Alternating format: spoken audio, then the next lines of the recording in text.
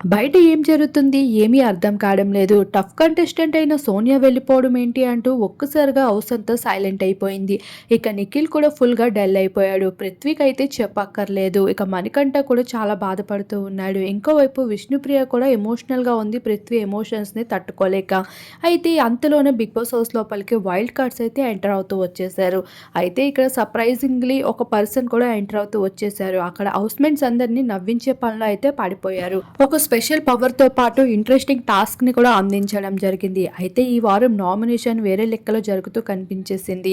అయితే ఈ వారం నామినేషన్ మాత్రం నిఖిల్, పృథ్వీలకి ఇచ్చి పడేస్తూ కనిపించేశారు హౌస్‌మేట్స్ అంతా. అందరికీ తెలిసిన విషయమే సోనియా చుట్టూ తిరుగుతూ నిఖిల్, పృథ్వీలు వాళ్ళ సొంత నిర్ణయాలు కాకుండా సోనియా పైనే ఎక్కువగా డిపెండ్ అవుతూ కనిపించారు. ఇప్పుడు సోనియా వెళ్ళిపోవడంతో వాళ్ళ ఆట ఏ విధంగా ఉంటుంది అనేది కూడా వాళ్ళకే అర్థం కాకుండా పోయింది. మణికంఠ ఎలిమినేషన్ అంచుల వరకు వెళ్లి వెనక్కి తిరిగి రావడంతో ఈ వారం నామినేషన్ కూడా చాలా ఆచితూచి అయితే నిర్ణయాలు తీసుకొని అడుగు వేస్తూ ఉన్నాడు. కాస్త డల్‌గానే కనిపిస్తున్నాడు హౌస్‌లో ప్రస్తుతం.